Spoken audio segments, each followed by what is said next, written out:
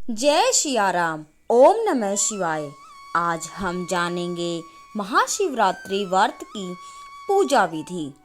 यह उस समय की बात है जब अभी अभी सृष्टि का सृजन पूरा हुआ था। भगवान शिव और माता पार्वती कैलाश पर रहने के लिए चले गए थे। एक दिन माता पार्वती ने भगवान शिव से पूछा, हे स्वामी, आपको प्रसन्न करने के लिए अनेक विधि विधान बताए गए, लेकिन आपको सबसे प्रिय क्या है? भोलेनाथ ने उत्तर देते हुए कहा, हे प्रिया, फाल्गुन मास कृष्ण पक्ष की चतुर्दशी की रात्रि मुझे सबसे अधिक प्रिय है। इसे शिवरात्रि के नाम से जाना जाता है। बड़े बड़े तीर्थों में स्नान करने या फिर मुझे मूल्यवान वस्तुएं, पुष्प इत्यादि अर्पित करने से भी ज्यादा अगर कोई भक्त मुझे शिवरात्रि के दिन और रात्रि में उपवास करता है तो वह मुझे सर्वाधिक प्रसन्न करता है। बहुमूल्य आभूषण और पुष्पों के बदले अगर कोई मुझे बेलपत्र भी अर्पित करता है तो मैं उससे अधिक प्रसन्न होता हूँ। महाशिवरात्रि की रात्रि में मेरे भक्त को 4 पहर की पूजा करनी चाहिए, जिसमें अलग अलग पहर में उन्हें विभिन्न वस्तुओं से मेरे शिवलिंग का अभिषेक करना चाहिए और इस प्रकार भगवान शिव स्वयं उन्हें प्रसन्न करने का उपाय माता पार्वती से कहते हैं और माता पार्वती यह विधि अपनी सखियों से कहती है। इस प्रकार भगवान शिव को प्रसन्न करने की यह शिवरात्रि विधि जन जन तक पहुंच जाती है, जिसका पालन आज भी हम करते हैं। स्कंद पुराण में भगवान शिव की स्तुति करते हुए कहा गया है, ज्योति मात्रा जिसका स्वरूप है, निर्मल ज्ञान ही जिनका नेत्र है और लिंग स्वरूप ब्रह्मा है, उन परम शांत कल्याण में भगवान शिव को नमस्कार है। सुना आपने, भगवान शिव अत्यंत शांत स्वभाव के और सबका मंगल करने वाले हैं। बिना किसी भेदभाव के वह सबका मंगल करते हैं। इसी पुराण में सूत गोस्वामी जी कहते हैं कि फाल्गुन मास की कृष्ण पक्ष की चतुर्दशी का उपवास अत्यंत दुर्लभ है। उसमें शिवरात्रि में जागरण करना, यह तो मैं प्रत्येक मनुष्य के लिए सबसे दुर्लभ है ऐसा मानता हूँ। और इससे भी दुर्लभ है शिवलिंग का दर्शन करना, और दर्शन से भी अधिक दुर्लभ अगर कुछ है तो वह है भगवान शिव का पूजन करना। जब आपके 100 करोड़ के जन्मों में अर्पित किए हुए पुण्य कर्म जागृत हो जाते हैं, तब जाकर आपको भगवान शंकर की विल्व पत्र से पूजा करने का अवसर प्राप्त हो पाता है। इसी अध्याय में सूत गोस्वामी जी आगे कहते हैं कि 10,000 वर्षों तक जिसने गंगा जी में स्नान किया है, उसको जो फल मिलता है वही फल मनुष्य को एक बार बेलपत्र से भगवान शिव की पूजा करने से प्राप्त होता है। हर एक युग में कुछ कुछ पुण्य क्षीण हो जाते हैं, लेकिन फाल्गुन मास के कृष्ण पक्ष की चतुर्दशी यानी महाशिवरात्रि के दिन यह सभी पुण्य कर्म फिर से स्वतः जागृत हो जाते हैं, और जो भी भक्त शिव जी की उपासना करता है उसे यह सारे पुण्य फल प्राप्त हो जाते हैं। यदि कोई व्यक्ति इस शिवरात्रि के दिन उपवास का पालन करता है तो उसे 100 यज्ञ से भी अधिक का फल मिलता है। जिसे सिर्फ एक बेलपत्र से भगवान आशुतोष की आराधना की है, उसे जो पुण्य फल प्राप्त होता है उसकी गणना करना असंभव है। और हमारा सौभाग्य है कि देवों के देव महादेव को प्रसन्न करने वाला यह दिन यानी महाशिवरात्रि बस कुछ दिनों में आने वाली है। तो चलिए आज हम देखते हैं कि इस महाशिवरात्रि का पालन करने की शास्त्र विधि क्या है। इससे पहले तो अगर आप महाशिवरात्रि का पालन करना चाहते हैं तो इस दिन प्रातः ब्रह्म मुहूर्त में उठ जाना चाहिए, क्योंकि किसी भी व्रत और उपवास का आरंभ प्रातःकाल से करना श्रेष्ठ माना जाता है। उसके बाद आप स्नान इत्यादि अपने नित्य कर्मों को संपन्न कर लीजिए और फिर अपने घर में जो पूजा का स्थान है उसे स्वच्छ करें और वहां भगवान शिव की प्रतिमा, शिवलिंग या फिर चित्र को स्थापित करें। उसके बाद उनका जल और दूध से अभिषेक करें। उन्हें बेलपत्र और सुगंधित पुष्प अर्पित करें।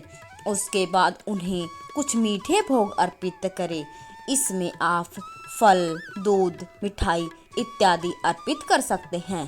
तत्पश्चात अगरबत्ती और घी का दीपक जलाएं और 3 या 5 बाती से उनकी आरती करें। इस प्रकार आप प्रातः काल में अपने घर पर भगवान शिव की पूजा कर सकते हैं। उसके बाद आप अपने नज़दीक के किसी भी शिव मंदिर में जाएं और वहां उपस्थित शिवलिंग का दूध और जल से अभिषेक करें। उन्हें पुष्प अर्पित करें और भगवान शिव के दर्शन करें। उनकी प्रदक्षिणा करें। उनके वाहन नंदी को प्रणाम करिए। अब देखिए, हम सब जानते हैं कि भगवान शिव के मंदिर में नंदी जी का स्थान क्यों होता है, क्योंकि वे भगवान शिव को अति प्रिय हैं और उनके वाहन हैं। लेकिन क्या आप जानते हैं कि प्रत्येक शिव मंदिर में कछुआ क्यों होता है? तो इसका रहस्य यह है कि वास्तव में यह कछुआ हमारी इंद्रियों का प्रतीक है।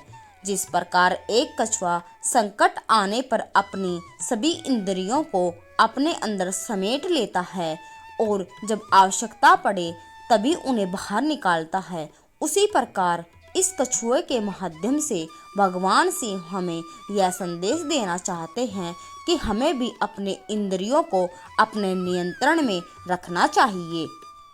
जो व्यक्ति अपने काम, क्रोध, अहंकार और ईर्ष्या को वश में नहीं कर सकता, वह वास्तव में भगवान शिव की पूजा करने के बाद भी कुछ नहीं प्राप्त कर सकता। प्रत्येक मनुष्य को अधिक से अधिक प्रयास करना चाहिए कि वह अपने अंदर छिपे हुए इन शत्रुओं को नियंत्रण में रखने का प्रामाणिक प्रयास करे। एक और बात, जब भी आप किसी मंदिर या पूजा के स्थान पर शिवलिंग या अभिषेक का या पूजा करने जाएं, तो एक बात का विशेष ध्यान रखें कि वह है जो उस स्थान की स्वच्छता और पवित्रता का। कई बार देखा जाता है कि भक्त अपने भाव आवेश में आकर शिवलिंग की पूजा तो करते हैं, लेकिन उस स्थान पर गंदगी फैला देते हैं। और कई बार कुछ महिलाएं और पुरुष मंदिर में भी अयोग्य वस्त्र पहन कर जाते हैं। इसलिए इस बार जब भी आप भगवान शिव की पूजा करने जाएं, तो इन दोनों बातों का विशेष ध्यान रखें कि अपने वस्त्र मर्यादित हो, हमारी संस्कृति के अनुरूप हो और उस स्थान की स्वच्छता और पवित्रता का हम ध्यान रखें। महाशिवरात्रि के दिन उपवास करने का प्रावधान है। इस दिन कुछ भक्त संपूर्ण निर्जल रह उपवास करते हैं और कुछ फल, दूध इत्यादि लेकर और कुछ नमक का त्याग करके उपवास करते हैं। यह उपवास आप अपने शारीरिक स्वास्थ्य और परिस्थितियों को ध्यान में रखते हुए कर सकते हैं। अगर आवश्यकता पड़े तो आप व्रत में खाने योग्य चीज भी ले सकते हैं, लेकिन इन सब के पीछे का उद्देश्य एक ही है कि इस दिन कम से कम समय हमारी शारीरिक आवश्यकताओं को पूर्ण करने में जाए और अधिक से अधिक समय भगवान शिव की आराधना और उनके नाम जप में जाए। शिवरात्रि के दिन भगवान शिव के पंचाक्षर मंत्र यानी ओम नमः शिवाय, इसका जाप करने का विशेष महत्व है। स्कंद पुराण में कहा गया है, समस्त पुण्य श्रेया के सभी साधन और समस्त यज्ञों में जप यज्ञ को ही सर्वोत्तम माना गया है। इस स्थान पर आगे कहते हैं, जिस प्रकार देवों में त्रिपुरारी भगवान शंकर श्रेष्ठ हैं, उसी प्रकार सभी मंत्रों में शिव का षड अक्षर मंत्र श्रेष्ठ है। उसी को प्रणव से रहित होने पर पंचाक्षर मंत्र भी कहते हैं। यह मंत्र है नमः शिवाय। जब इसके आगे ओम लग जाता है तो इस षड अक्षर मंत्र बन जाता है, यानी ओम नमः शिवाय। यह मंत्र जाप करने वालों को मोक्ष प्रदान करता है। शिव जी के इस शुभ पंचाक्षर मंत्र में सर्वज्ञ परिपूर्ण सच्चिदानंद स्वरूप भगवान शिव सदा रमन करते हैं। इस सृष्टि के जीवों के कल्याण हेतु भगवान शिव ने स्वयं ही इस आदि मंत्र का प्रतिपादन किया है। तो इसलिए शिवरात्रि के दिन आप अधिक से अधिक इस मंत्र का उच्चारण कर सकते हैं। रात्रि के समय में भगवान शिव की विशेष पूजा की जाती है, जिसमें रात्रि के प्रत्येक पहर में विभिन्न वस्तुओं से भगवान शिव के शिवलिंग का अभिषेक करना चाहिए। प्रत्येक पहर 1.5 घंटे का होता है और रात्रि के प्रथम पहर में दूध से शिवलिंग का अभिषेक किया जाना चाहिए। दूसरे पहर में दही से अभिषेक होता है। तीसरे पहर में घी से शिवलिंग की पूजा होती है और चौथे पहर में मधु से शिवलिंग का अभिषेक किया जाना चाहिए। इस प्रत्येक पहर में बिल्व पत्र से भगवान शिव की पूजा करनी चाहिए।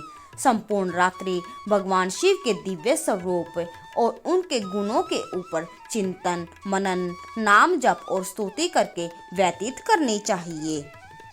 इस प्रकार रात्रि में पूजा संपन्न करके अगले दिन यानी प्रातः काल में किसी भी ब्राह्मण को भोजन खिलाना चाहिए। अपनी अक्षमता के अनुसार दान देना चाहिए और उसके बाद आप चरणामृत के साथ और अन्य प्रसाद के साथ अपने शिवरात्रि व्रत का पालन कर सकते हैं। इस प्रकार शिवरात्रि का संपूर्ण व्रत पालन करने से भगवान शिव अत्यंत प्रसन्न हो जाते हैं और आप उनसे अपनी इच्छा के अनुसार कोई भी वरदान या प्रार्थना प्राप्त कर सकते हैं। लेकिन आप प्रार्थना कर सकते हैं कि सबसे महत्वपूर्ण बात तो यह है कि भगवान शिव परम धन देने में सक्षम है। उनसे हम इन भौतिक वस्तुओं की याचना आखिर क्यों करें? जब हमें वास्तविक पारसमणि मिल रहा है तो फिर हम कांच के टुकड़ों के पीछे क्यों भागे? तो इसलिए शिवरात्रि की पूजा आराधना करते समय भगवान शिव से या तो आप उनकी भक्ति की यातना कर सकते हैं, उनके धाम में वास करने की यातना कर सकते हैं, या फिर आप परम भगवान श्री राम की शुद्ध भक्ति की यातना कर सकते हैं, क्योंकि यही हमारे जीवन का परम धन है, वास्तविक पारसमणि है। तो इस दुर्लभ वरदान को भगवान शिव महाशिवरात्रि के अवसर पर अत्यंत सरलता से प्रदान कर सकते हैं। अगर आप शिव जी को इस दिन अधिक प्रसन्न करना चाहते हैं तो आप हरे कृष्ण यानी हरे कृष्णा कृष्णा कृष्णा हरे हरे, हरे राम राम राम हरे हरे इसका भी उच्चारण कर सकते हैं और अधिक से अधिक माला जाप कर सकते हैं, क्योंकि भगवान शिव स्वयं राम नाम की महिमा बताते हैं। तो हम आशा करते हैं कि आज की यह शिवरात्रि वीडियो से आपको शिवरात्रि व्रत पालन करने में सहायता मिलेगी। और हाँ, अभी तक आपने अपने इस चैनल को सब्सक्राइब नहीं किया है तो याद से कर लीजिए। धन्यवाद। जय श्री राम। ओम नमः शिवाय।